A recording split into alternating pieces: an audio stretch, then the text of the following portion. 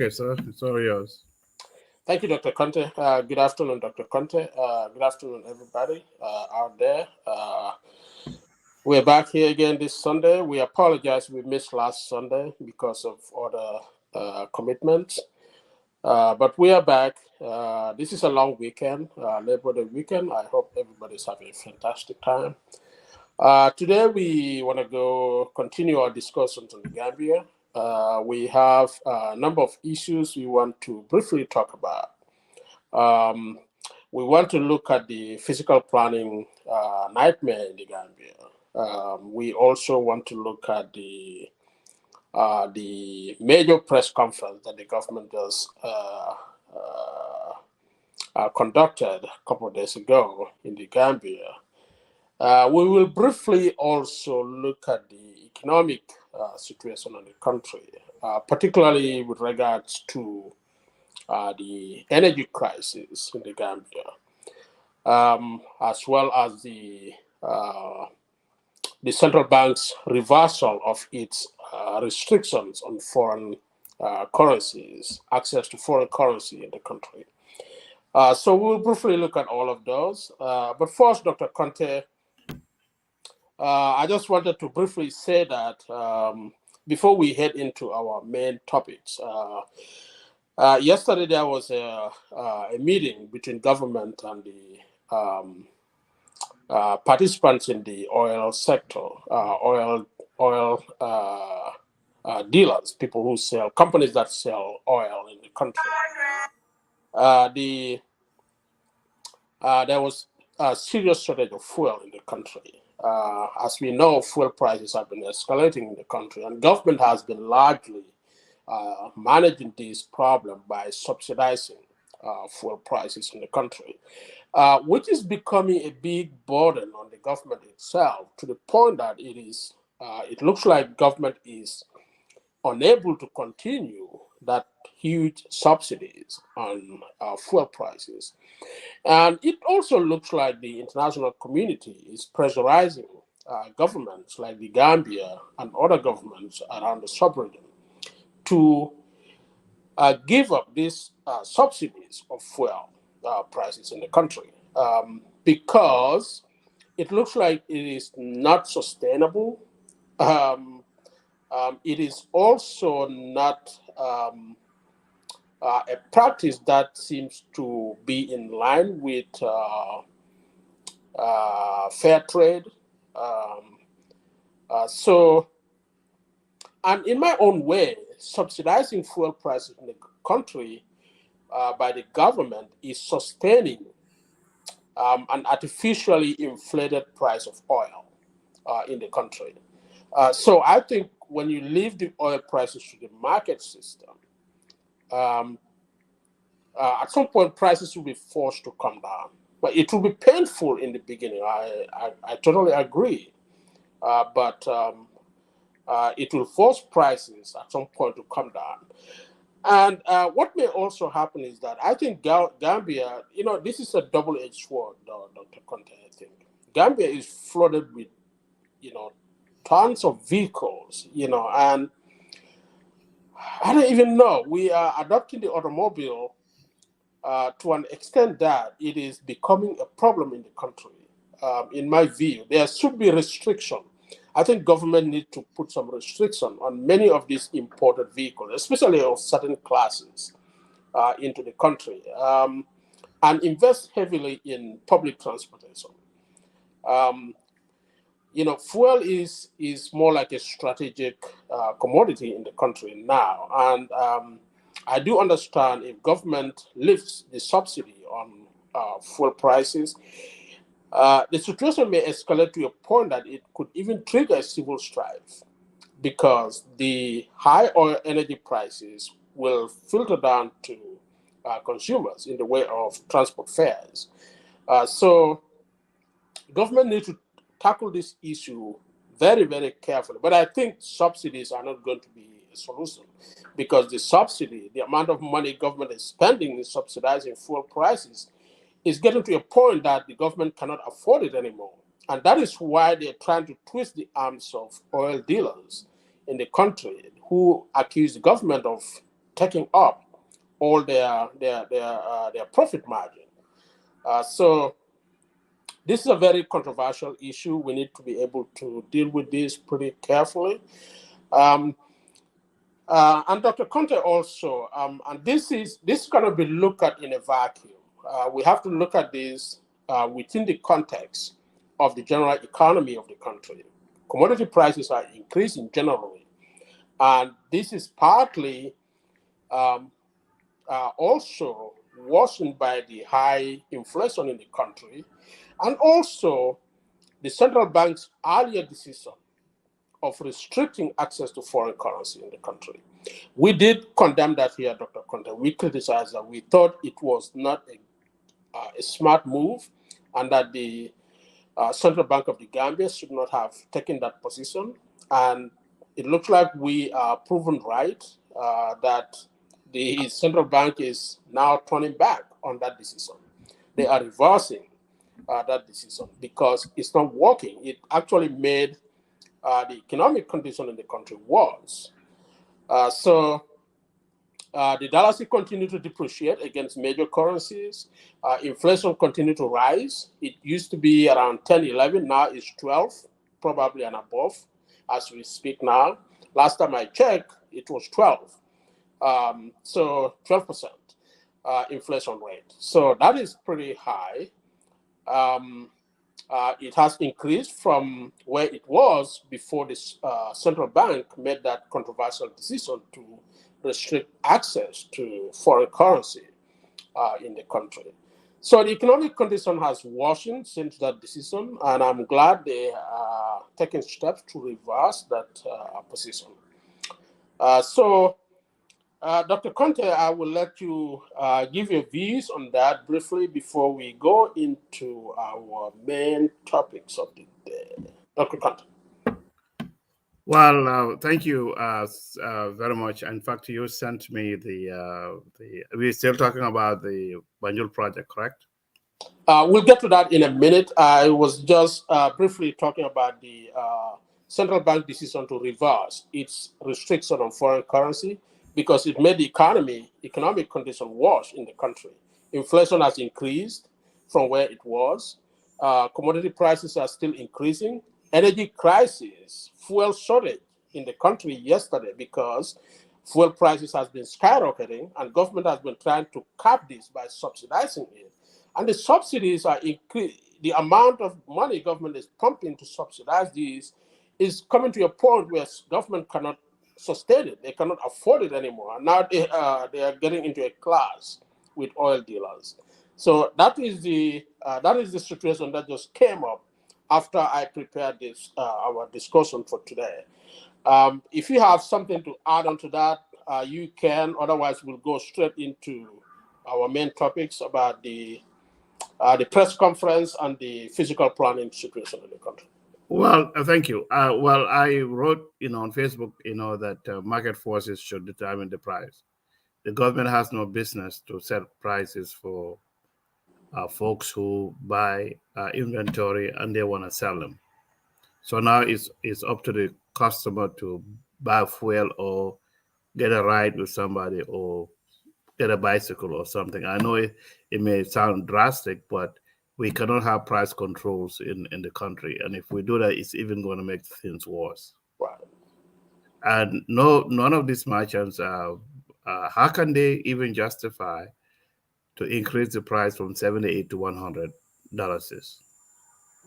So I was saying that gas is actually more expensive in the Gambia than in the US. Right. Right. So, but the whole idea again, like I was saying, we've been talking about this, and I will still emphasize that I still support Barrow, but it's very difficult now to support the president because he's been ill-advised by people who this government doesn't have any fiscal policy. It doesn't have any monetary policy.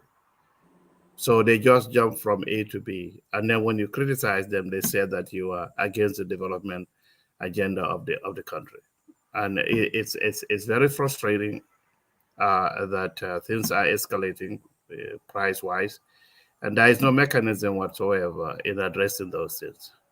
I thought that was announcement made that they purchased some buses for transportation. And when I called to ask, the people said that it doesn't have any effect on their transport. So I just don't understand what is going on in our country, and unfortunately, those are things. And President Barrow realistically needs to listen to his critics, even though critics support him. But it's becoming very frustrating, and it seems like there is no sense of direction. And those people who are advising him, they are there, for their own selfish ends, selfishness. That's what's happening in the Gambia. If you criticize, they say that, oh, those diaspora people, they never stay stable because we've seen things, and all they are doing is corruption is on the rise. All prices are increasing, and they are doing things that will actually affecting the economic conditions in our country. So it's frustrating. I cannot wait, to even dialogue with the diaspora representative. He would listen. Are these people serious? I don't know, because you should listen to critics, even though your critics support you. It doesn't mean that we're gonna just follow them blindly. So unfortunately, things are so hard in the Gambia now. So I don't no sense of direction. So I just stop right. It's very frustrating. You know. Uh, Uh, you Thank you, know. Dr. Conteh. Yeah. I totally agree. Actually, in fact, I was going to talk about this when we come to the press conference. I think uh, our goal is to contribute in terms of ideas to um, discuss in the discussion about challenges facing our country. And our hope is that some of the things we talk about are right and they can be helpful to those in power in the country so they can implement them and help the people of the country, especially those who are struggling.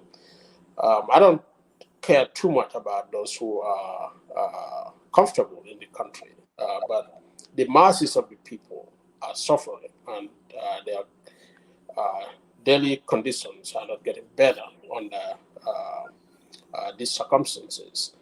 So that is our goal. And we hope that Barrow, and I was going to mention this, Barrow takes leadership of the country and act like he is the one in charge. He cannot leave the running of this country to the ministers. Uh, he is the one that is elected to office, and he's the one accountable, should be accountable to the people. At the end of the day, he's the one who's going to face the people again and ask for another mandate if he's going to run again. So he needs to be at the forefront. The press conference, um, Barrow should have been the one to come out and talk to the Gambian people about these issues going on in the country. The Banjul project, the corruption scandals, Bakar Baji case, Ibrahim Silla case. Barrow needs to address these issues. These are burning issues in the country. The oil crisis, the economic problems in the country. I don't even remember when Barrow last time gave a major address to the country about these problems. So he needs to be at the forefront. And I hope it is not sufficient for the government spokesperson and to assemble ministers to come and talk to the people. Ministers can address certain issues because and their technocrats can also. But the president is the one elected by the people. He needs to be able to come out and talk to the Gambian people directly about these issues. I know some of these things are complex issues, technical issues, but there's no shortcut. The president needs to sit down and take time and study these things and understand them in a way that he can be able to communicate some of the problems about these issues to the Gambian people. He cannot just completely avoid these issues and delegate them to the ministers to come out and talk to the Gambian people. So I'm going to go right ahead into the press conference, which was called a major press conference. And I think there was nothing really major about the press conference. Um, Sachs did a good job by bringing uh, uh, different ministries together to be able to discuss these issues that are on the lips of all Gambians these days. But again, I think the purpose of the press conference was a little bit defeated. It was supposed to be a major one. So many ministers were there. None of them were given a chance to speak. After the Minister of Information's introduction and the consultants' um, brief discussion, much of which to me was irrelevant to this to many Gambians. The issue is, you know, what went wrong with the Banjul project, what needs to be done to correct it, because at the end of the day, what the Gambian people are concerned about is that the product that Guy Construction produced for the Gambian people in the name of Banjul project did not work. It was a defective product. And that is what, and I'm surprised that Ibrahim Silla, the infrastructure minister, when he was asked whether government is satisfied with the product, he could not answer. He deferred the question back to the president because simply the government is not satisfied. They cannot claim to be satisfied with the project, because the project, as far as we know, failed, buckled at the onset of the first rains. So these are the issues that need to be addressed. So the press conference was aborted pretty quickly. It was announced after the introduction of the information minister and the consultant that instead of, because of time constraint, they're going to go straight to question and answers instead of all the other ministers. The trade minister was there, the finance minister was there, many other ministers were sitting there. We were hoping that all of them would have something to say about the situation in the country, because the economy is in crisis. And somebody needs to talk to Gambian people about that, to know what government is trying to do to help them. But that was the press. And Ibrahim Silla was very, the infrastructure minister was very unfocused. He wasn't focused at all. If you look at his responses, the way he addressed issues, he was very, very distracted. I don't know if he probably is still burdened by the scandal he was going through recently.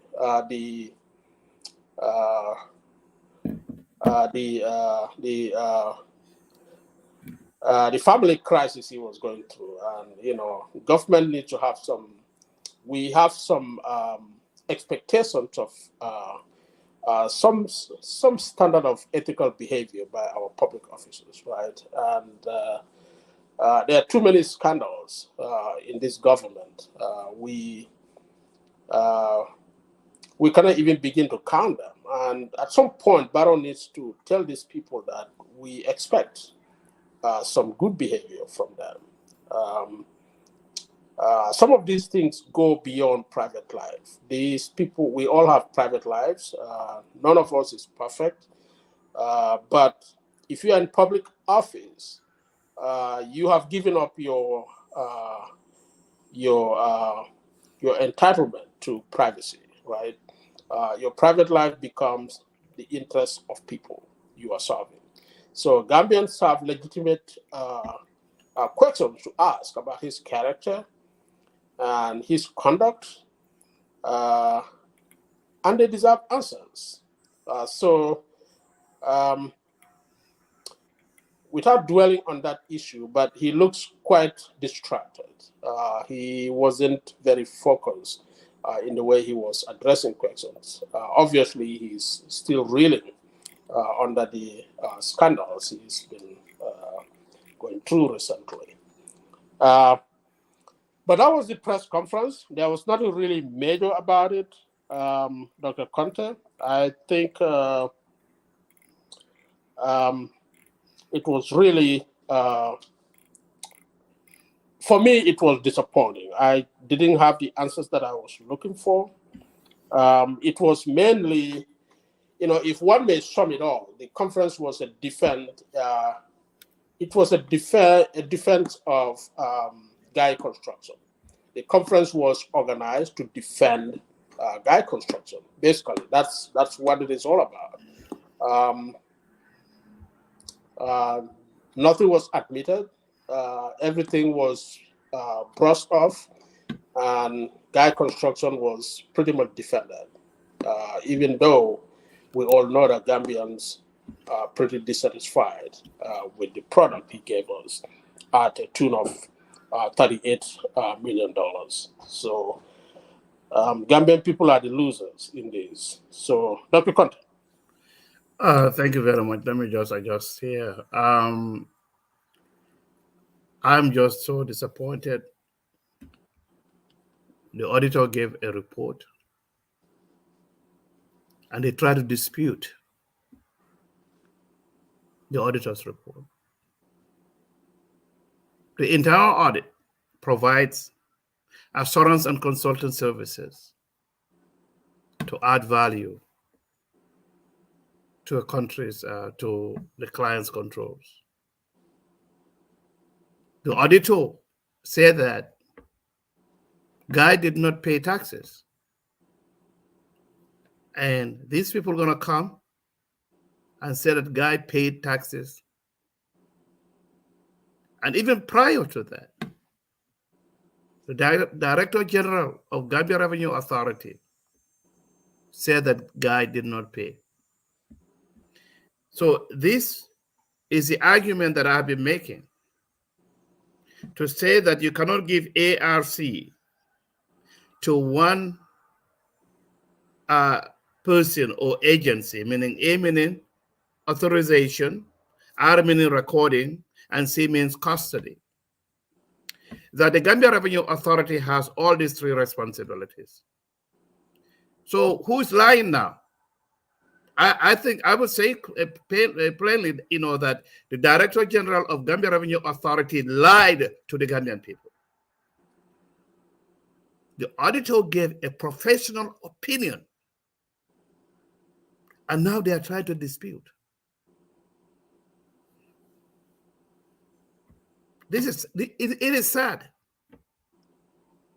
that a professional who is supposed to be independent, I know he gets paid, but he's governed by objectivity, integrity, confidentiality, to perform his job with due professional care.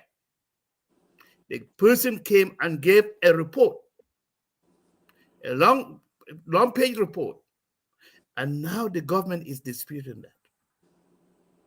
It's a shame. This is why some of us may leave and say, I can no longer avoid. I'm giving them one more chance. I can no longer jeopardize my professional responsibility to support fraudulent activities.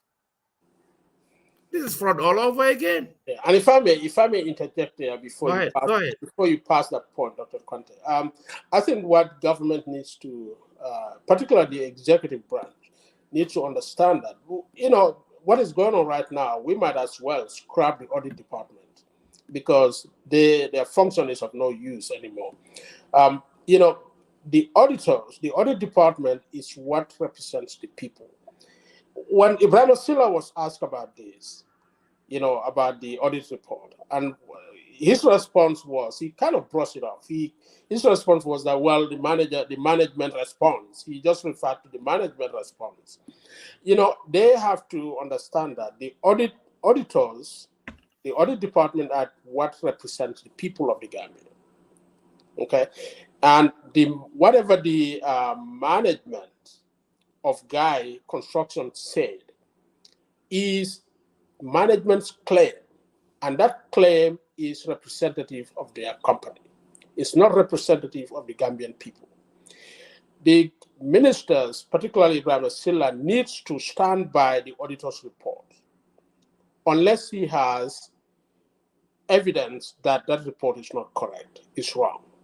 But he cannot stand by management claims because that is not an impartial claim. So it's like in private business. When you have external auditors, the external auditors work on behalf of the owners of the company, the shareholders, right?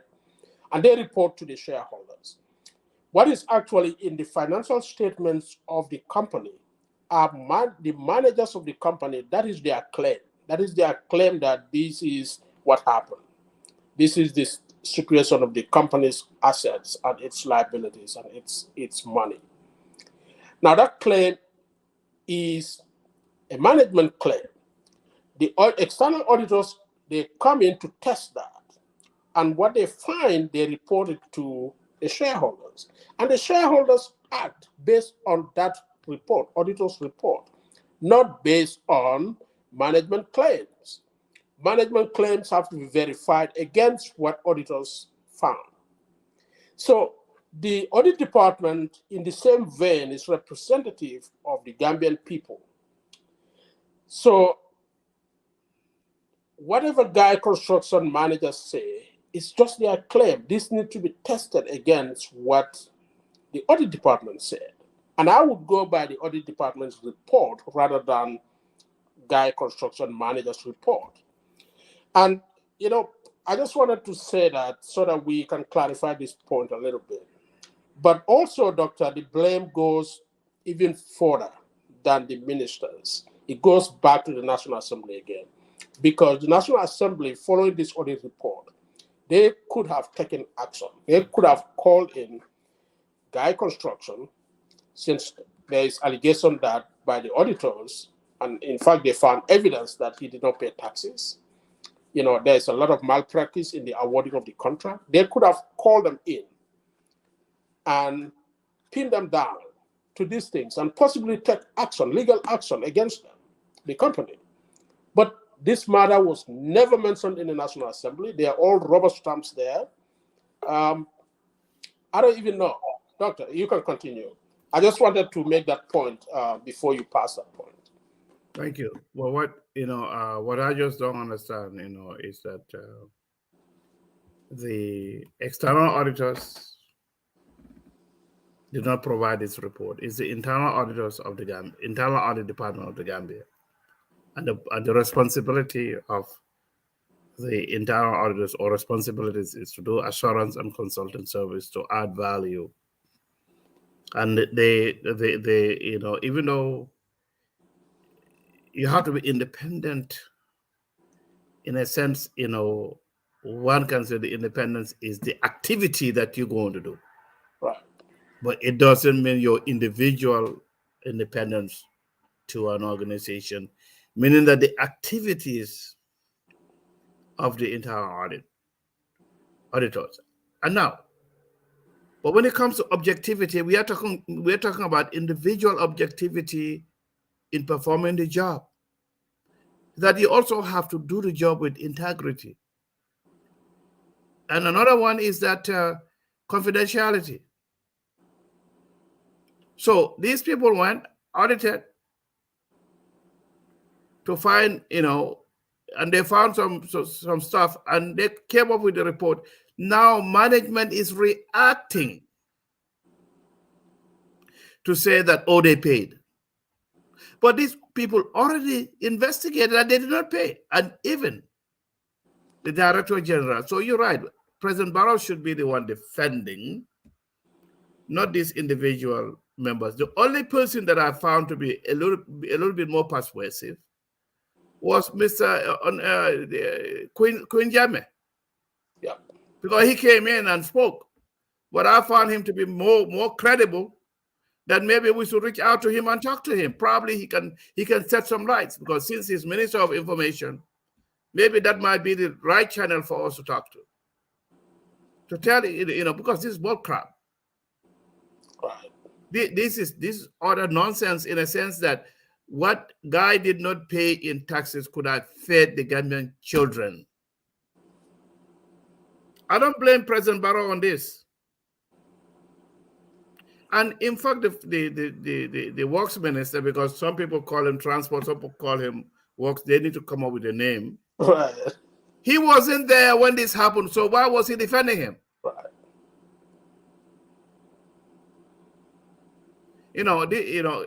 Our country is just I don't know. So what's going on? This has nothing to do with Barrow. They are trying to cover what they've done. And Yankuba, among all people, lied because he said the guy did not pay, and now he said he paid.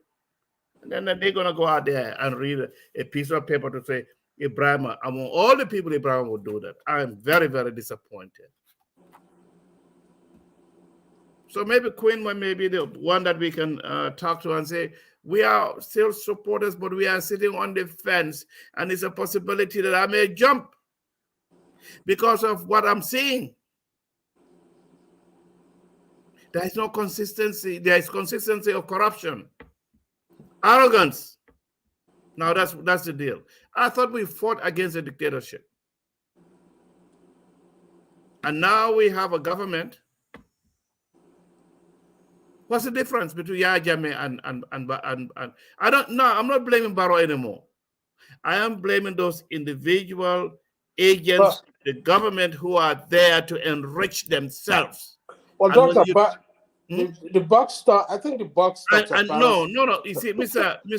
I think what we have to do. Yeah. We really have to reach out and have a dialogue with the president. I honestly do believe that the agents are the ones who are causing all these problems. So if you know the contact number or information of Queen, let's try to engage him. Because I'm still convinced that there are good people in this government. We still have not reached to them. And maybe they are also frustrated because it's only a few that want to come in and get all they can. I mean, come on, this is how Yahya Jammeh, this is what they did to Jammeh. Right. And they want to continue on the same thing. Right. So I'm not convinced about blaming the president. I'm blaming the agents who are trying to cover for their fraudulent activities. And the new minister of works should not have said anything because he wasn't there. Management's representation, even if an external auditor gives a report, they say that their responsibility is to audit, but it is management's responsibility to prepare the financial statements. And based on what management presented, and using accounting principles that are generally accepted in the United States, they feel that the company's financials and internal control were fairly stated. We don't say absolute. Right. So, my friend, I want to be fair to Barrow. These are agents who are benefiting for what they can get. So we need to reach out to at least one, because Mr. Sankara has disappointed me, to be quite candid. The Sankara that I know and the Sankara of today, with arrogance. And when you start criticizing them, they say that you are against the president's agenda, and the president is not even aware of all this. Right. So Mr. Jatta, we have to be fair. So you and I, if we support the president, but we also have responsibility to reach out. Let's exhaust what we have to do, because this one here, how can the Director General of Gambia Revenue Authority say that, he said that the guy did not pay taxes, and now he's going to contradict himself. So how much of the money, of our money, did he steal? And I would say that he can sue me. No, Mr. Jatta, let's try to reach out to the president. Find a way to reach out to the president and have counsel with the president. Well, I'm in talks with the government spokesperson. Sanks is a good friend of mine, and well, is he going to listen to you? Because he's changed. Well, I hope he will. I'll try to bring him here at some point. Do you think he's going to come? Well, hopefully. No, what I want to say is let's reach out to Jammeh. I don't find any of these people Yeah, credible anymore. I can Okay, finish that. that's the only, because for me he's the only one that I don't know him. Yeah, I know him very well. We I talk. don't know him, so let's try to find it, because you cannot go and criticize the president without exhausting what you are doing. All Right, these people are, all they are doing is enriching themselves. right, They're going on, on trips and getting per diem for their wives. right. Look what the president did. Because people talking about his frequent travels and incurring a lot of expenses, he decided to join what Commercial a flight. commercial flight, and people were shocked. That's what the former president of Tanzania did, and I Right, hope the president. I hope he can continue on with the same thing. right. Probably fuel prices are too high now. So, but No, no, no. that I mean, that is I want to give I have always been critical of Barrow, but no, not this time now. right. I'm saying that the agents, the corrupt agents, are the ones who are making him look bad. Right. But I have a feeling though, Dr. Conte, and I'm in support of President Barrow to the extent that he keeps UDP out of office. Well, let's not But say that. but Let's not say that, because I'm telling you, 98%. I'm sorry to cut you off here. 98% of UDP supporters are decent. It was the 2%ers who caused all these problems. I agree. But the 2%ers are what are ruining the country, unfortunately UDP is not doing anything to control those 2%ers. Well, UDP So right now is an so opposition in silence. It's just like they've been hibernated. They cannot say anything. So you have a government in waiting. right, You have right. we have a guest here who is here. So let me allow you to go on. His Yeah, name right. is his name is Ed. So he can introduce himself. All right. Go ahead, sir. Go ahead, Mr. Jata, since you are the moderator. All right. The guest who is just joining us, I understand, is Ibrahima. Welcome on board, Ibrahima. We started the discussion ahead of your coming, but we were just talking about the press conference that just took place in the Gambia. It was called a major press conference, and it was quite interesting. I don't think it addressed the questions that Gambians are asking today. It was basically a defense of Guy construction, in my view, rather than addressing the concerns of Gambians about the project, that it did not serve its purpose very well for the people of Banjul and for the people of the Gambia. And by extension, we critique the way the Minister of Infrastructure, Silla, uh, deflected questions about this project by even disputing the audit report that this project did not pay taxes on their income from this project, as well as the nature of the conference itself. It was cut short abruptly following question and answers. So that's what we were looking at, and also the fact that the Central Bank of the Gambia has reversed its earlier position on restricting foreign currency access in the country, which, in my view, has resulted to increased inflation from 11% earlier, 10, 11% earlier to now 12 and above in the country. Also, commodity prices have continued to escalate. The Gambian dollars continue to depreciate against major currencies. And now, as of yesterday, we went right into fuel crisis in the country because government can no longer afford to subsidize fuel prices in the country. The subsidies are getting more and more costly for the government. So that's what we were briefly talking about. To summarize it for you, if you have anything to add onto this discussion, you can go right ahead. Yeah, good evening, gentlemen. Of course, I was just following your discussion, and I think for us, we will just be like, we're your students, so we will be learning from you guys, so you are experts. So, I'm a student too.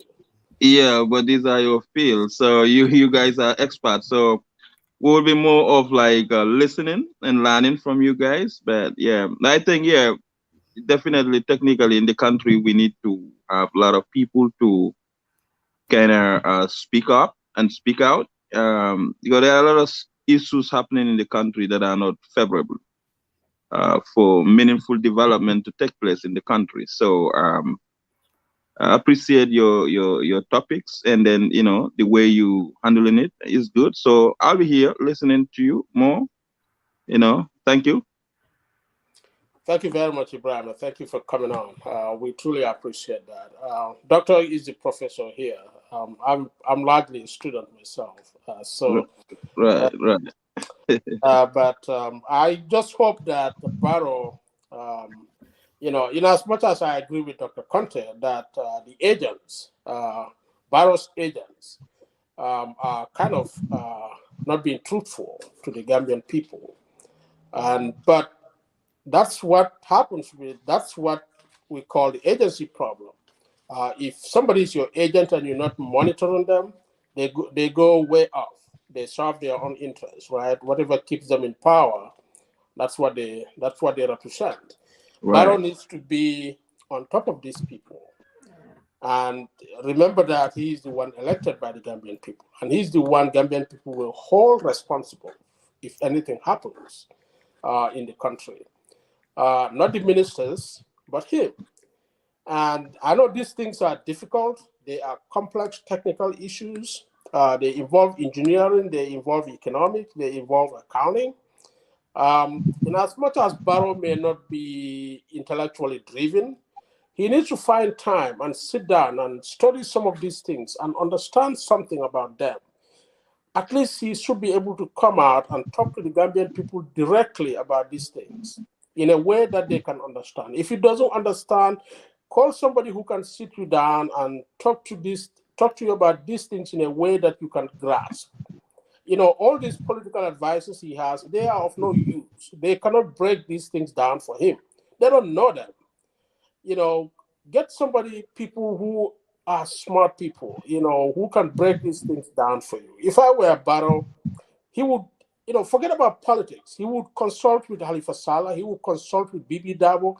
He would consult with Lawyer Dabo. He would consult with people in the country who are smart, who know these things, who can talk to him about these things in a language that he understands. Right. And when he comes out and faces the Gambian people directly himself, he should be able to talk about these things in an intelligent way that people can understand, rather than depending totally on these ministers. Right. And he remains in hiding away from the Gambian. That is not going to help this situation.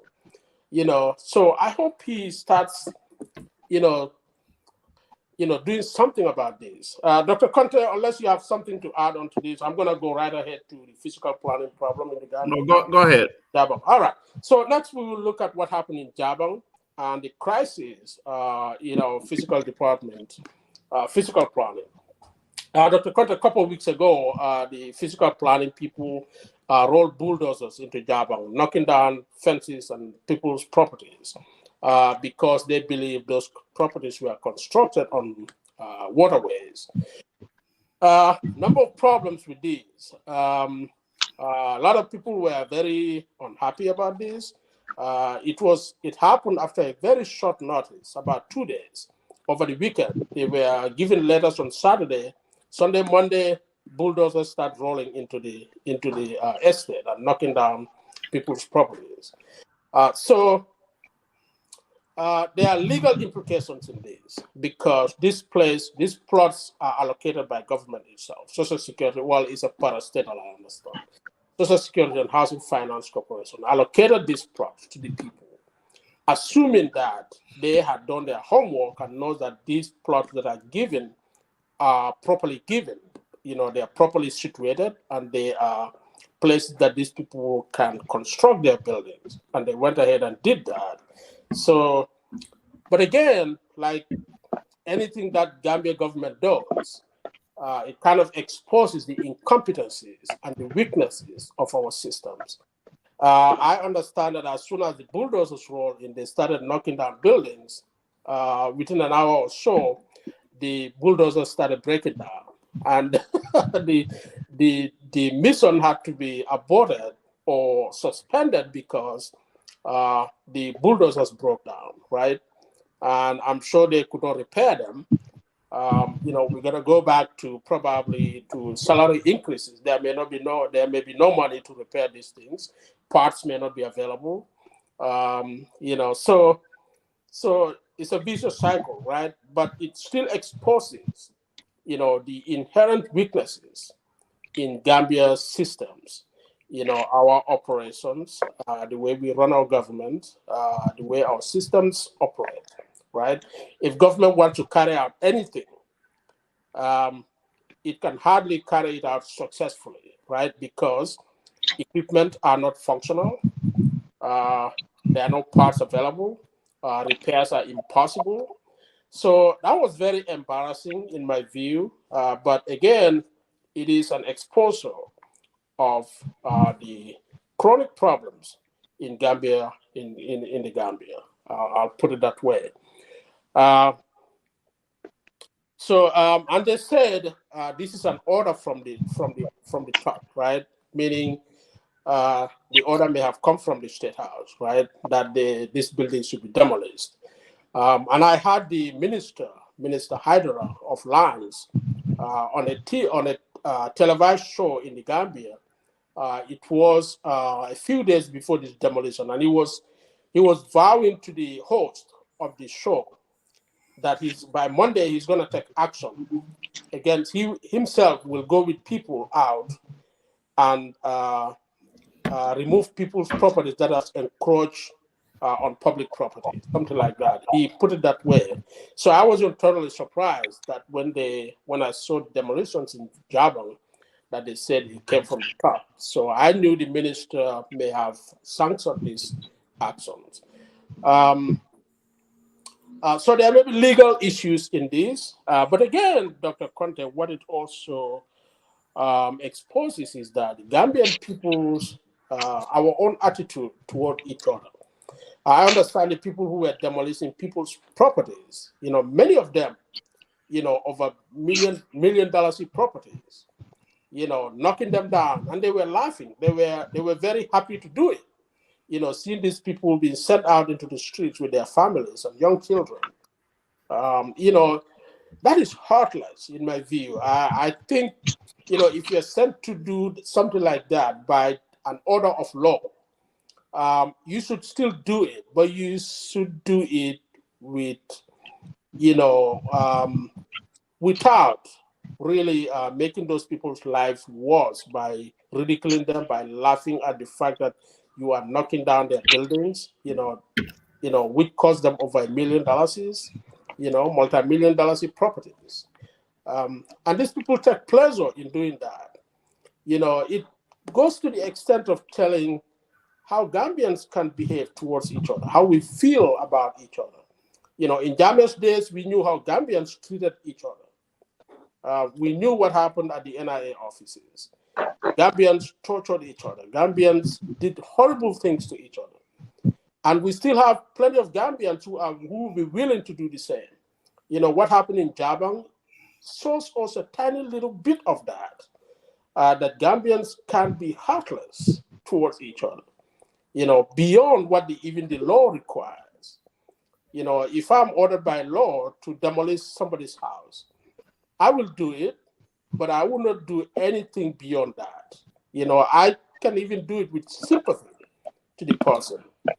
Remorse. It's not my job to mourn with you, to do something to help you, but I will not make your experience worse than what it is already. So those are some of the revelations we've seen at Jabang, but all this plays again into the bigger land problem in the country, Doctor. We saw what happened in Kasakunda. We saw what was happening in Salaji, I believe. So the whole of Combo is in crisis, frankly speaking, and the physical planning unit is not making this better. Many of these problems are also actually perpetuated by the physical planning unit. Instead of doing their job, many people go there and give somebody money, and they give you papers for properties that are not properly acquired. So there are a lot of land issues in the country, doctor, but the issue of Jabang is particularly very, very worrying. Doctor, anything about this? Well, thank you for very much. When I graduated from high school, before the O levels came out, I had a job at the service department, and I believe fiscal planning was part of that at the Ministry of Works. And I even made a suggestion to the Minister of Works to transfer fiscal planning from lands to works, because if we have technical issues, we have engineers who are qualified, geologists who are qualified to inspect areas before allocating land to anyone.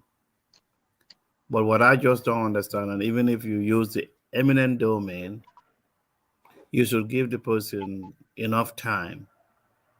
One lady said, I believe her last name was Job. She said that she hustled, tried to find a place for her and her family. And when she got this notice, she thought it was a joke. And I observed one of the fiscal planning officers who came in with a hammer. And while people were talking, he started hitting the concrete walls. And I thought that was so distasteful. So they reacted because of the flood without trying to find a way to solve the problem. When Katrina happened in New Orleans, I believe was 2005, if I'm not mistaken. Yeah. Because I remember a young lady who was 19 years old. When I was in Raleigh, North Carolina, she told me she was working at Dollar General. And every time I come in, she's always standing outside, when the store, when there was no customer there. And she told me, "Do you know where I came from?" I said, "No." She said, "New Orleans, we were flooded." Okay, so when they had this guy, what's his name? George Bush appointed this man. He got Honore, yes, Lieutenant General Honore. So when they went in, they did the study. So they decided, to install these heavy duty blades, very heavy duty ones, to prevent increase in flooding. And New Orleans now, regardless of whatever rain comes in, they are protected. Instead of them doing that, they just went ahead and did this, which I thought was heartless. Again, like I said, they overreacted. The government allocated land to these people, and now they are displaced. And some people are saying that it's not the government's responsibility to reimburse them or compensate them. But who tore down the buildings? What I was wondering, if someone goes inside that house and refuses to come out, are they going to demolish it and kill you? I think that's what the owners should have done. If you come into my place, you wanna demolish it, I'm gonna go inside, kill me. I think that's what they should have done instead of standing there pleading with them. No, this one, and I again, like I said, so we have council election coming for chairmanship. So NPP just lost support in Jabang for their prospective candidate, and they just cannot sit down to strategize to say, if we do this policy, what effect is it going to have on our thing. Let me also add something, which I think Mr. Jammeh, the Minister of Communications, should give up the spokespersons for NPP, because he, being a minister, represents everybody. He cannot be a speaker. He cannot be the spokesperson for NPP while serving again as Minister of Information. I just want to add that there. But again, like I said, in the Gambia, it seems like we are so mean to each other. And for some of us who are here in diaspora, because I had a guy who told me, "Why can't you go to Gambia and do a consulting?" I said, "You really think I'm going to frustrate myself You think I'm gonna shut my mouth and not criticize the government? Do you Yeah. really think I'm not gonna go kiss somebody's ass just to get a consultancy? And I'm not gonna bribe anyone. So Gambia, this thing is becoming a nightmare for all what we work for, thinking that things will change. And but UDP also is not helping us because we can compromise, but I think we need to. Well, Because the way things are going, UDP is not a party you can compromise with. no. But what I'm saying, no. But there are some good people out there that we can engage them. I Like know, but I'm all about engaging the president to say that your agents are not representing you well, and you probably need to listen to us. I just sent Facebook appeal to one of the advisors to call me if he has at the person's convenience, and see whether the person is going to call me. This is not good. This doesn't look good. right. This doesn't look good. So they embezzle all the money in Banjul. The sand mining right at the Denton Bridge contributed to this, and no one is talking about it. Absolutely. The sand mining at Denton Bridge has contributed to this stuff. Nobody is discussing it. Yeah. I think I recently had a group that was raising that issue, but it's a small voice. But I hope it's listened to. When they wanted to do this, I said you need to go all the way down to Woodley area, Yeah. and do the sand mining there so that fresh water can flow in. Right. We all were raised in the villages, and we went to swim. If you go underneath of your pond, what do you touch? Sand, right? Right. So now, if you extract that sand, what's going to happen? Because the sand protects water. Right. I'm not an engineer, but I know that. And do you know what's going to happen? Yeah. Banjul is going to get flooded. Look at the graveyard. Yeah, I know. It's really a bad idea to excavate sand in all of the coastal region. I think it's not a very good idea. And no one is saying that with the flood in Banjul, we don't need to have port improvement again. Addition. North Bank is right out there. We have only one way in going into Banjul by land. If that bridge goes down, that's it. But no one can sit down and say, what else? And now they admitted, that Senegal actually has taken most of their port traffic. Oh, yeah. So now, since you've identified that, you need to solve it. Oh, my God. Like I said, I think I need to reach out to the State House and complain again. And well, our friend is there. Santi is a good friend of ours. No, but maybe Sank's not going to listen because I think I'm in talks with him. So okay, talk to him and see whether he's going to change it. I have no hope on any of them now. I think like once they went there, yeah, what we all used to say about Yaya Jammeh, they now have seen their own benefit. They are all say, you know what, I agree. I totally agree, Doctor. Particularly, I think the government should have, instead of being so aggressive on the people of Jabang, they could have, employed engineers to look at possibility of creating a drainage system in Jabang, rather than demolishing people's houses.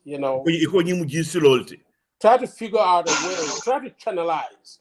And try to figure out a way how. What did you hear them saying? Did you hear them saying, why can't you put a drainage system there? Yeah, yeah. And in fact,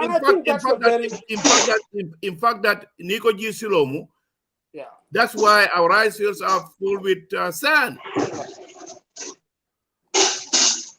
No, the Gambia is a joke, but like in the interim, I want to give the president the benefit of the doubt and try to engage and see whether at least one of his folks can listen. Because if we don't see a change, in 6 months, my friend, I'm gone. I'm cross-carpeting. Yeah, we hope Barrow does something. I'm giving them 6 months. I'm giving them 6 months to change. If they don't change, If they Yeah, don't change, I'm cross-cutting. we might end up supporting APRC, Doctor, but I hope Barrow takes the bull by the horn and be in charge rather than delegating completely. Like I said, I'm Yeah, giving them 6 months, not 3 months, 6 months. If I don't see any change, I'm yeah, cross-cutting. yeah. Well, thank you very much, Dr. Conteh. Thank you for being here again. I think this brought us to the end of today's show. Yeah, let's get. Is it possible you can get our man over there in New York to say something? Oh yeah, Ibrahim, right? Ibrahima. Ibrahim. I hope he's listening. He probably Karamogo, not Karamogo. Karamogo. Let me call him. Huh? He's probably drifted away. See if you can get him to make a final remark before we shut down.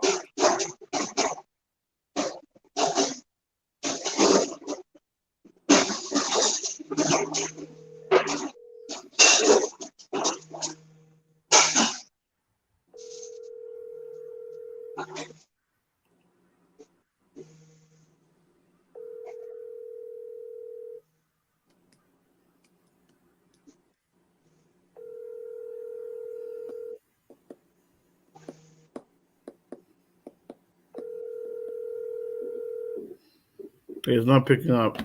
Yeah, he's probably drifted off. So. Miss. Okay. Well, I guess thanks again, Doctor. We'll meet again Sunday. Thanks, everybody. Yeah. Have a fantastic weekend. Okay, you have a nice Labor Day. All right. Thank you, Doctor. Bye-bye. All right.